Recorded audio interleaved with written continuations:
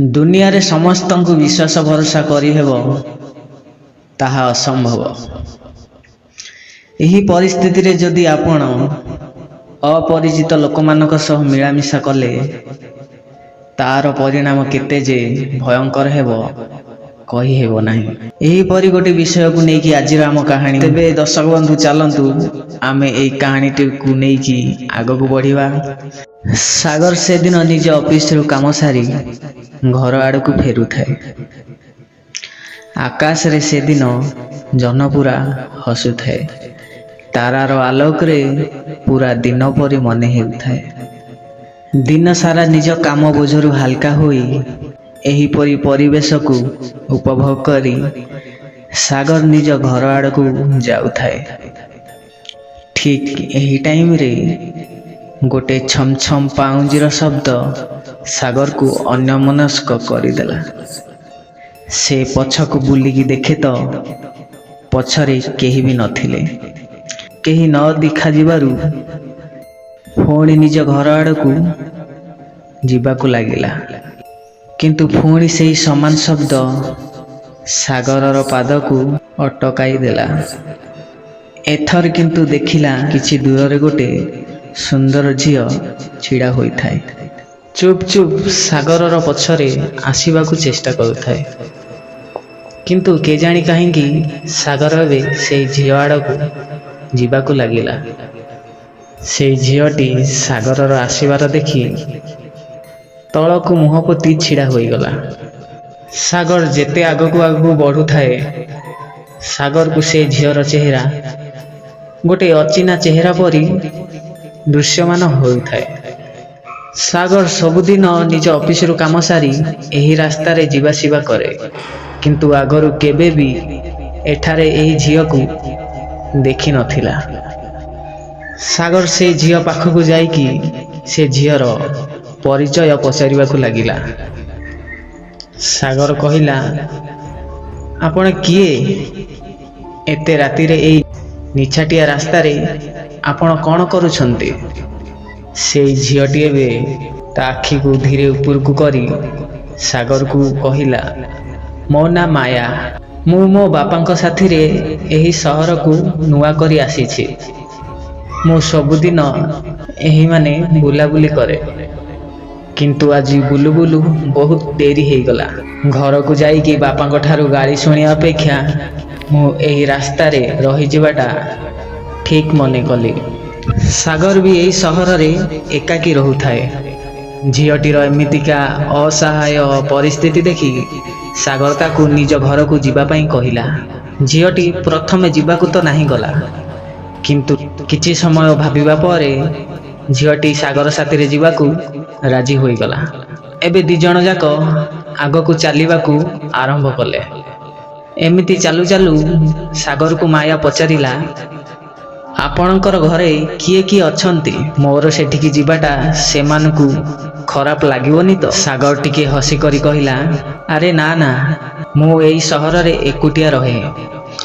मो बापा बोऊ आउ मोर भाई जणे अछंती। से किंतु आम गाँ रे रहुछंती। एमिति बहुत सारा कथा हेबा परे सेमाने चाली चाली घर पाखकू पहुंची जाई थांते। घर पाखरे पहुंचीबा परे ठीक घर को पशिला बेलकू केजाणी कौन पाई माया घरर दुआर मंदरे अटकी गला। सागर माया को देखे तो से किछि चिंतित हेबा परी जना पड़ुथिला। मायार चिंता हेबार कारण सागर बुझी पारिला। सागर टिके हसी करी कहिला, अरे तमे किछि चिंता करनी। तमे जेमिति भाबुच मु सेमितिका पिला नुहे। मु तुमकू कौनसी प्रकारर निर्यातना देवी नाही। माया पाखरे आउ किछि बाट भी नथिला। सागरर एमिति कथा सुनी माया टिके आश्वस्त हेबाकू लागिला। माया एबे घर भीतर को प्रवेश कला। दुई जण मिसी रातिर खाइबा प्रस्तुत करबाकू लागिले। खाइबा तैयारी करी सारिला परे दुई जण मिसी सांग होई खाइले। खाई सारिबा परे एबे दुहे सोइबाकू चली गले। सागर सहर रे एकुटिया रहुथिबारु सागर रूम रे मात्र छोटिया खटटिए पड़ी थाए। एमिति रे दुई जण अजणा झियो पुओ गोटे खटरे दुई जण जाक सांग होइकी केमिति बा सोई परिबे। सागर माया को कहिला, अच्छा माया तमे एई खटरे सोई पड़, मु तले बिछଣା पारी सोई पड़ुछि। माया को खटरे सोईबाकू कही तले बिछଣା सजेबाकू लागिला। दिन सारा काम करी सागर बहुत थकी जाइथाए। सागर बिछଣାरे गड़ू गड़ू ताकू जोरे निद हो जाए, आउ से निघोड़ निदरे सोई पड़े। निघोड़ निदरे शोइबा परे सागर को गोटे विचित्र सपन दृश्य हेबाकू लागिला। से स्वप्न रे देखे तो दुई जण व्यक्ति गोटे सुंदर झील को नृशंस भावे टांगियारे हाणु थांती। से झीलटी बहुत काकति मिनती होइकी से दुई जण व्यक्ति को कहूथाए, प्लीज मते दया करी छाड़ी दियंतु, मु एठारु जीवाकू चाहूची, घरे मो बापा अपेक्षा करिसंती, प्लीज मते दया करी जीवाकू दियंतु। किंतु सेही व्यक्ति दी जण सेमिति सेही नृशंस भावे से झीलटी को हाणी चली थांती। झीलटी को मारी सारिला परे तार शव को गोटे सिंधुक भितर पुरेई को गोटे अजब घरे पोती दियंती। ठीक यही टाइम रे चढ़ेईर आवाज शुणी सागर निद भांगी गला। से हठात निदर उठी दम होई बसीगला। सागर पूरा झाल रे गाधई पड़ी थाए। मने मने कहिला, अरे बाप रे, एटा खाली गोटे स्वप्न थिला। से मुह बुलेई मायर खट आड़ को देखिबाकू लागिला, किंतु सेठी माया नथिला। से बिछणारू उठी पड़ी माया को सेठी खोजिबाकू लागिला, किंतु माया को आउ पाइलानी। सागर जाई मायर शोइथिबा बिछणा पाखरे पहुंचिला। सेठी देखिला गोटे चिठीटे पड़ी थाए। सेई चिठी रे लेखा होई थाए, मते तमे क्षमा करिदब, मु तुमको न जणे चली जाउछे। तेणे मोर बापा मते खोजी खोजी व्यस्त होई पड़ुथिबे, सेतिपाई मु आम घर को चली जाउछि। मु आशा करूछि तुम साथीर मोर पुणी देखा हबो। एही चिठी पढ़ी सागर टिके हसीदेला। सागर मने मने भाविला से जहाँ भी हो माया ता घरे ठीक टाइम रे पहुंची जाइथिबो। सागर ता नित्य कर्म सारी निज ऑफिस को बाहरी पड़िला। ऑफिस जीवा बाटरे से भाबुथाए, एई आख पाखरे बोधे से झीर घर हेइथिबो, केजाणी पुणी केबे देखा हब कि नाही। पुणी तार कालीर रातिर स्वप्न कथा मने पड़ीगला। किए थिला से झील, कौन पई ताकू हत्या करागला, एबे ता सब केउठी अछि, ए सबु स्वप्न ना वास्तवता? एमिति बहुत प्रश्न सागरर मनरे उंकी माडुथाए। सागर एमिति भाभी भाभी रास्ता रे चली थाए। हठात गोटे झरका उपरे सागर नजर पड़ीगला। से देखे तो सेठी माया छिड़ा होई थाए। निज स्वप्नर नायिका को देखी सागर खुशी कहले न सरे। माया भी सागर को देखु थाए। माया एबे सागर पाखकू आसीबाकू लागिला। अरे अरे माया तमे एठी?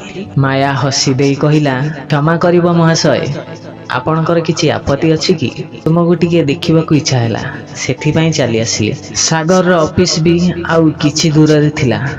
सागर माया को निज ऑफिस को जिबाकू कहिला, किंतु माया सीधा सीधा मना करदेला। घरे किछि काम अछि, मु आउ केबे आसिले तुम ऑफिस को जीवी। गोटे कागज रे निज ठिकाना देई सेठारु चली गला। माया चली जिबा परे सागर ता ऑफिस को बाहरी गला। सेही दिन राति 12टा रे बाहर नीरवतार छाया खेली जाई थाए। ठीक एही टाइम रे गोटे छम छम पाउंजीर शब्द सागर निद को भांगी देला। सागर उठी जाई बाहर कबाट खोली देखे तो ओह कि भयानक थिला। सागर कबाट पाखरे बुढ़ी जणे ठिया होई थाए। ता देह सारा पूरा कादुआ होई जाई थाए। हातरे धरी थाए 2 हळ पाउंजी। सागर को कहू थाए, बाबू पाउंजी को मो झियर गोड़े पिंधे दियंतु, से तुमको अपेक्षा करिछि, जल्दी करंतु बाबू, सेमाने नहले आसी जिवे। सेमाने आसीगले मो झियो आउ पाउंजी पिंधि पारिबनी। एमिति कही सागर हाथ को भिड़ु थाए। सागर भୟରେ से बुढ़ी ठारू निज हाथ छड़ेई घरर कबाट देई देला। कबाट सेपटरे बुढ़ी कहू थाए, बाबू सेमाने आसीगलेनी, मो झियो को से मारी देबे। ଏମିତି କିଛି ସମୟ ହେଇ ହେଇ ବୁଢ଼ୀ ସେଠାରୁ ଚାଲିଗଲା। ବୁଢ଼ୀ ଚାଲିଯିବା ପରେ ସାଗର ଯାଇ ନିଜ ଖଟରେ ଶୋଇପଡ଼ିଲା। ସେଦିନ ରାତି ପାହିଗଲା। ସକାଳେ ପୋଷ୍ଟ ମାଷ୍ଟର ଆସି ସାଗରକୁ ଗୋଟେ ଚିଠି ଦେଇଗଲା। ଚିଠିରେ ଥିଲା ସାଗରର ମାଆର। ସାଗରର ବାପାଙ୍କର ଦେହାନ୍ତ ହୋଇଯାଇଥାଏ। ସାଗରର ବାପାଙ୍କର ଦେହାନ୍ତ ହେଲା ପରେ ସାଗରର ତା ମା ହିଁ ସବୁ ସେବା ଯତ୍ନ କରୁଥାଏ। ପୁଅକୁ ବହୁତ ଦିନ ହେଲା ଦେଖିନଥିବାରୁ ଚିଠିରେ ତା ମା ଲେଖିଥାଏ, ପୁଅ ମୁଁ ତୋ ପାଖକୁ କିଛି ଦିନ ପାଇଁ ରହିବାକୁ ଆସୁଛି। ମାଆର ଚିଠି ପଢ଼ି ସାରି ସାଗର ନିଜ ରୁମକୁ ସଫାସୁତୁରା କରିବାକୁ ଲାଗିଲା। ସାଗର ଜାଣିଥାଏ ମାଙ୍କୁ ଅପରିଷ୍କାର ରୁମ୍ ଜମାରୁ ବି ପସନ୍ଦ ନୁହେଁ। ସାଗରର ମାଙ୍କୁ ସାଗର ପାଖରେ ପହଞ୍ଚିବାକୁ ପ୍ରାୟ ରାତି 10ଟା ବାଜିଗଲା। ସାଗର ନିଜ ମାଙ୍କୁ ବହୁତ ଦିନ ପରେ ଦେଖିଥିବାରୁ ପ୍ରଥମେ ଯାଇ ତାଙ୍କ ପାଦ ଛୁଇଁ ପ୍ରଣାମ କଲା। ପ୍ରଣାମ କରି ସାରିଲା ପରେ ମା ପୁଅ ମିଶି ଖାଇବାକୁ ବସିଗଲେ। ଖାଇବା ସମୟରେ ସାଗର ସବୁ କଥା ତା ମା ଆଗରେ ବର୍ଣ୍ଣନା କରିବାକୁ ଲାଗିଲା। କେମିତି ଏଇ 2 ଦିନ ତା ସାଥିରେ କିଛି ଅଜବ ଘଟିବାକୁ ଲାଗୁଛି। ସେଦିନ ସେଇ ସ୍ୱପ୍ନ, କାଲିର ସେଇ ବୁଢ଼ୀ, ଏସବୁ କଥା ସାଗର ତା ମା ଆଗରେ କହିଲା। ସାଗରର କଥା ଶୁଣି ତା ମା ତାକୁ ଟିକେ ଗମ୍ଭୀର ଭାବରେ ଚାହିଁଲା। ସାଗରକୁ କିଛି ନ କହି ହାତ ଧୋଇବାକୁ ବାହାରକୁ ଚାଲିଗଲେ। ସବୁ ଖାଇ ପିଇ ସାରି ମା ପୁଅ ଶୋଇବାକୁ ଗଲେ। ସାଗର ବହୁତ ଦିନ ହେଲା ତା ମାର କୋଳରେ ମୁଣ୍ଡ ରଖି ଶୋଇ ନଥିଲା। ମା ଶୋଇବା ସମୟରେ ସାଗର ଯାଇ ତା ମାର କୋଳରେ ମୁଣ୍ଡ ରଖି ଶୋଇଗଲା। କିନ୍ତୁ ଆଶ୍ଚର୍ଯ୍ୟର କଥା, ସେଦିନ ରାତିରେ ଆଉ ସେମିତି କିଛି ବି ଘଟିଲାନି। ବୋଧହୁଏ ସାଗରର ମାର ପଣତ ତାକୁ ଘୋଡ଼ାଇ ରଖିଥିଲା। ସକାଳ ପାଇଗଲା। ସକାଳୁ ଉଠି ସାଗର ପ୍ରତିଦିନ ପରି ତାର ସବୁ ନିତ୍ୟକର୍ମ ସାରି ଅଫିସ ବାହାରିଗଲା। ସାଗରର ମା ବି ମନ୍ଦିର ଯିବା ପାଇଁ ବାହାରି ପଡ଼ିଲେ। ସାଗର ମା ସକାଳୁ ଉଠି ପ୍ରଥମେ ମନ୍ଦିର ଯାଆନ୍ତି। ମନ୍ଦିରରୁ ସବୁ କାମ ସାରି ଆସିଲା ପରେ ଅନ୍ନ ଗ୍ରହଣ କରନ୍ତି। ସାଗରର ମା ମନ୍ଦିରରୁ ଫେରିବା ବାଟରେ ତାଙ୍କ ପଛପଟୁ ଗୋଟିଏ ଅଜବ ପ୍ରକାର ଶବ୍ଦ ଶୁଭିବାକୁ ଲାଗିଲା। ସେହି ଶବ୍ଦଟି କହୁଥାଏ, ତୁ ଜଲ୍ଦି ଏଠୁ ସାଗରକୁ ଛାଡ଼ି ଚାଲିଯା, ନହେଲେ ମୁଁ ତୋତେ ମାରିଦେବି। ସାଗରର ମା ମନେ ମନେ ଭାବିଲା, ମୋ ପୁଅ ଠିକ୍ କହୁଥିଲା। ତାକୁ କିଏ ଗୋଟେ ପ୍ରେତ ଆତ୍ମା ନିଜ ସାଥିରେ ନେବା ପାଇଁ ଚେଷ୍ଟା କରୁଛି। ସାଗର ମା ସିଧା ସେଇ ମନ୍ଦିରଠାରୁ ଘର ଆଡ଼କୁ ଧାଇଁବାକୁ ଲାଗିଲେ। ସାଗରର ମା ଘରେ ଆସି ପହଞ୍ଚି ସାଗରକୁ କିଛି କହିବା ପୂର୍ବରୁ ସେ ଦେଖନ୍ତି ସାଗର ଗୋଟେ ସୁନ୍ଦର ଝିଅ ସାଥିରେ ବସି କଥା ହେଉଥାଏ। ସାଗର ମାଙ୍କୁ ଏମିତି ଧଇଁ ସଇଁ ହେବାର ଦେଖି ସାଗର କହିଲା, ମା କଣ ଭୂତ ଦେଖିଦେଲ କି? ସାଗରର ମା ଆଉ ସାଗରକୁ କିଛି ବି କହିଲେନି। ସେ ସିଧା ପଚାରିଲେ, ଆରେ ବାବା, ଏ ଝିଅ କିଏ? ସାଗର କହିଲା, ୟାଙ୍କ ନାଁ ମାୟା। ଆମେ ଏଇ କିଛି ଦିନ ହେଲା ଦେଖା ସାକ୍ଷାତ ହେଇଛୁ। ଆଉ ଆମେ ଦୁହେଁ 2 ଜଣଙ୍କୁ ବହୁତ ପସନ୍ଦ କରୁ। ଆମେ ବାହା ହେବାକୁ ଚାହୁଁଛୁ। ମାୟା ଏତେ ସୁନ୍ଦରୀ ଥିଲା ଯେ ସାଗରର ମା ବି ତାକୁ ମନା କରିପାରିଲାନି। 2 ଜଣ ଯାକଙ୍କୁ ଆଶୀର୍ବାଦ କରି ସାଗରର ମା କହିଲା, ହଉ ଠିକ୍ ଅଛି, ତେବେ ଠିକ୍ ଅଛି, ଆଜି ମୁଁ ପଣ୍ଡିତଙ୍କୁ ଦେଖା କରି ତୁମର 2 ଜଣଙ୍କର ଜାତକ ଆଉ କୁଣ୍ଡଳୀ ମିଶାଉଛି। 3 ଜଣ ମିଶି ମନ୍ଦିର ପାଖରେ ପହଞ୍ଚିଲେ। ସାଗର ଆଉ ତା ମା ମନ୍ଦିର ଭିତରକୁ ଯିବା ପୂର୍ବରୁ ମାୟା ମନ୍ଦିର ପାଖରେ ଅଟକିଗଲା। ମାୟାକୁ ମନ୍ଦିର ପାଖରେ ଅଟକି ଯିବାର ଦେଖି ସାଗର କହିଲା, ଆରେ ଆସ, ପଣ୍ଡିତ ପାଖକୁ ଯିବା ପରା। ମାୟା କହିଲା, ଆରେ ନାଇଁ, ମୋର ଏଇ ପାଖରେ ଟିକେ କାମ ଅଛି। ତୁମେ ଯାଅ, ବାହାଘର ତିଥି ଠିକ୍ କରିଦେବ ଆଉ ମୋତେ ଜଣାଇଦେବ। ଏଇଆ କହି ମାୟା ସେଠାରୁ ଚାଲିଗଲା। ସାଗର ଆଉ ସାଗରର ମା ମନ୍ଦିର ଭିତରକୁ ଯାଇ ପଣ୍ଡିତ ପାଖରେ ଦେଖା କଲେ। ପଣ୍ଡିତେ ସାଗର କୁଣ୍ଡଳି ଦେଖିବା ଆରମ୍ଭ କଲେ।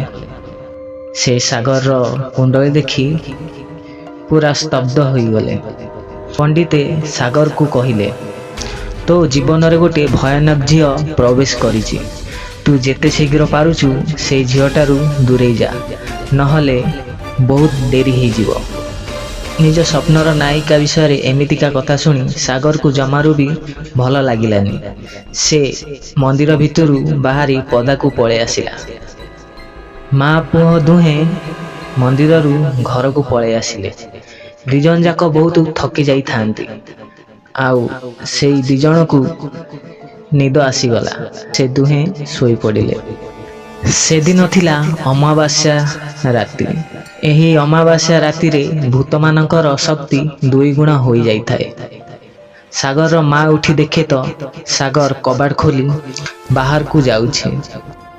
ସାଗରର ମା ମନେ ମନେ ଭାବିଲା, ଆଜି ଅମାବାସ୍ୟା ରାତି, ଏତେ ରାତିରେ ସାଗର କୁଆଡ଼େ ବାହାରକୁ ଯାଉଛି।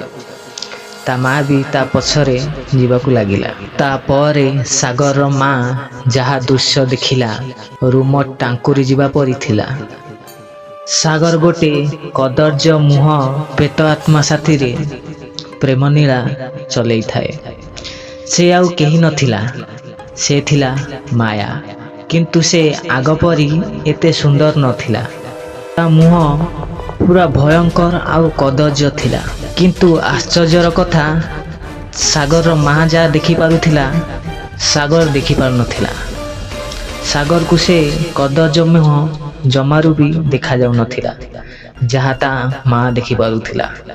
ହଠାତ୍ ସାଗରର ମା ସେଇ ଦୁଆର ବନ୍ଧରେ ଚେତାଶୂନ୍ୟ ହୋଇ ପଡ଼ିଗଲା। ମାକୁ ଏମିତି ଚେତାଶୂନ୍ୟ ହେବାର ଦେଖି ସାଗର ଧାଇଁ ଆସି ସାଗର ନିଜ ମାଙ୍କ ମୁହଁରେ ପାଣି ମାରି ଉଠାଇବାକୁ ଚେଷ୍ଟା କଲା। ସାଗରର ମା ଯେମିତି ଚେତାରୁ ଫେରିଲେ ସାଙ୍ଗେ ସାଙ୍ଗେ ସିଏ, ମାୟା ଗୋଟେ ପ୍ରେତ ଆତ୍ମା, ତୁ ତା ସାଥିରେ ମିଶିନା। ସୁରଜ ରାଗିଯାଇ କହିଲା, ମା ତମେ ଏ କ'ଣ କହୁଛ? ଇଏ ପା ମାୟା, ଏଠି ସେ ଠିଆ ହେଇଛି। ଏହା କହି ସାଗର ପଛକୁ ଦେଖେ ତ ସେଠି ମାୟା ନଥିଲା। ଆରେ ଏବେ ତ ଏଠି ମାୟା ଥିଲା, କୁଆଡ଼େ ଚାଲିଗଲା? ଏମିତି ମା ପୁଅ କଥାବାର୍ତ୍ତା ହଉ ହଉ ସକାଳ ପାଇଗଲା। ସକାଳୁ କିନ୍ତୁ ଧୀରେ ଧୀରେ ସାଗରର ସ୍ୱାସ୍ଥ୍ୟ ବିଗିଡ଼ିବାକୁ ଲାଗିଲା। ସାଗର କେତେ କୋଉ ଡାକ୍ତର ଆଉ ବୈଦ୍ୟମାନଙ୍କୁ ଦେଖେଇଲା, କିନ୍ତୁ ସାଗରର ସ୍ୱାସ୍ଥ୍ୟରେ କିଛି ବି ସୁଧାର ଆସିଲାନି। ସାଗର ଏବେ ଭାବିବାକୁ ଲାଗିଲା, ସେଇ ନିଛାଟିଆ ରାସ୍ତାର ପ୍ରଥମ ଦେଖା, ତାପରେ ସେଇ ବିଚିତ୍ର ସ୍ୱପ୍ନ, ସେ ସ୍ତ୍ରୀ ବୁଢ଼ୀ ଲୋକ, ଠିକଣା ଦେଇ ମାୟାର ଅଫିସ ନ ଆସିବା, ମନ୍ଦିରକୁ ଡାକିବାରୁ କିଛି କାମର ବାହାନା କରି ସେଠାରୁ ଚାଲିଯିବା, ଆଉ ମୋ ମା ମାୟାକୁ ଦେଖି ବେହୋସ ହୋଇଯିବା। ପଣ୍ଡିତେ ମୋ ଜାତକ ଦେଖି ଗୋଟେ ଝିଅର କଥା କହିବା, ଆଉ ଏବେ ମୋ ସ୍ୱାସ୍ଥ୍ୟ ଖରାପ ହେବା। ଏସବୁ ସଂଯୋଗ, ମାୟା ନିଶ୍ଚିନ୍ତ ଗୋଟେ ଖରାପ ଶକ୍ତି। ସାଗରର ଗୋଟେ କଥା ମନେ ପଡ଼ିଗଲା। ମାୟା ଗୋଟେ ଠିକଣା ଦେଇଥିଲା। ସାଗର ଏବେ ଡେରି ନ କରି ସେଇ ଠିକଣାକୁ ଯିବା ପାଇଁ ବାହାରି ପଡ଼ିଲା। ସେଠାକୁ ଯାଇ ଦେଖେ ତ ସେ ଘରର କବାଟରେ ତାଲା ପଡ଼ିଥାଏ। ସେ ଆଖପାଖ ଲୋକମାନଙ୍କୁ ପଚାରି ବୁଝିଲା। ଆଖପାଖର ଲୋକମାନେ କହିଲେ, ଆରେ ବାବା, ଏଇ ଘରେ ପ୍ରାୟ 15 ବର୍ଷ ହେଲା କେହି ବି ରହୁନାହାନ୍ତି। ମାୟା ବିଷୟରେ ପଚରା ଉଚରା କରିବାରୁ ଜଣାପଡ଼ିଲା ସେ ବହୁତ ସୁନ୍ଦର ଓ ସରଳ ଝିଅଟିଏ ଥିଲା। ତାର ବାହାଘର ଦିନ ଗୋଟେ ଏକତରଫା ପ୍ରେମିକ ତା ଘର ଭିତରେ ପଶି ତାକୁ ଦୁଷ୍କର୍ମ କରି ହତ୍ୟା କରିଥିଲା ଓ ପରେ କେହି ନ ଜାଣିବା ପାଇଁ ତାକୁ ଗୋଟେ ସିନ୍ଦୁକରେ ପୁରାଇ କୋଉ ଗୋଟେ ଘରେ ପୋତି ଦେଇଥିଲା। ମାୟାର ଶବ ଆଉ କୋଉଠାରେ ନୁହଁ, ସାଗର ରହୁଥିବା ଭଡ଼ା ଘରେ ହିଁ ପୋତା ହେଇଥିଲା। ସେ ଏବେ ହଇରାଣ କରିବା ଆରମ୍ଭ କରିଦେଇଥିଲା ସାଗରକୁ। ସାଗର ପ୍ରଥମ ଦିନରୁ ଯେପରି ମାୟାର ଯତ୍ନ ନେଇଥିଲା, ମାୟା ଏବେ ସାଗରକୁ ପସନ୍ଦ କରିବା ଆରମ୍ଭ କରିଦେଇଥିଲା। ସେ ଏବେ ସାଗରକୁ ମାରି ତା ସାଥିରେ ନେଇଯିବାକୁ ଚାହୁଁଥିଲା। ରାତିରେ ସାଗର ଆଉ ତା ମା ଦୁହେଁ ସାଙ୍ଗ ହୋଇ ଶୋଇଥାନ୍ତି। ସାଗରକୁ ନିଦ ହଉନଥାଏ, କିନ୍ତୁ ସାଗରର ମା ଶୋଇଯାଇଥାନ୍ତି। ସାଗର ଟିକେ କଡ଼ ଲେଉଟାଇ ଦେଖେ ତ ମାୟା ତା ପାଖରେ ବସିଥାଏ। ସାଗର ଟିକେ ଡରିଗଲା। ଭୂତକୁ ପାଖରେ ଦେଖି କିଏ ବା ନ ଡରିବ। ତଥାପି ସାହସ କରି ସାଗର କହିଲା, ମୁଁ ମାନୁଛି ତୁମ ସାଥିରେ ଯାହା ବି ହେଲା କିଛି ଠିକ୍ ହେଲାନି। ତାର ମାନେ ଏଇଆ ନୁହଁ ଯେ ତୁମେ ମୋତେ ମାରି ତୁମ ସାଥିରେ ନେଇଯିବ। ମୁଁ ମୋ ମାର ବହୁତ ଗେହ୍ଲା ପୁଅ। ଯଦି ତୁମେ ମୋତେ ମାରିକି ନେଇଯିବ ତାହେଲେ ମୋ ମା ବି। ଏମିତି କଥାବାର୍ତ୍ତାର ଶବ୍ଦ ଶୁଣି ସାଗରର ମାଙ୍କର ବି ନିଦ ଭାଙ୍ଗିଗଲା। ସେ ମାୟାଙ୍କୁ କାକୁତି ମିନତି ହୋଇ ମୋ ପୁଅକୁ ଛାଡ଼ିଦେବା ପାଇଁ କହିଲା। ମାୟା ବି ମନେ ମନେ ଚିନ୍ତା କଲା, ଏ ଦୁନିଆ ମୋ ପାଇଁ ନୁହଁ। ମା ପୁଅଙ୍କୁ କ୍ଷମା ପ୍ରାର୍ଥନା କରି ମାୟା ସବୁଦିନ ପାଇଁ ଏଇ ଦୁନିଆରୁ ଆର ଦୁନିଆକୁ ଚାଲିଗଲା। କିଛି ବର୍ଷ ପରେ ସାଗରର ମା ସାଗରର ବିବାହ କରିଦେଲେ। ମଝିରେ ମଝିରେ ସାଗର ମାୟା ସାଥିରେ ବିତେଇଥିବା ମୁହୂର୍ତ୍ତକୁ ମନେ ପକାଏ। ତେବେ ଦର୍ଶକ ବନ୍ଧୁ, ଆଜି ପାଇଁ ଭିଡ଼ିଓ ଏତିକି। ପୁଣି ଦେଖାହବ ଆଉ ଗୋଟେ ନୂଆ ଭିଡ଼ିଓରେ। ତେବେ ରହିଲି, ନମସ୍କାର।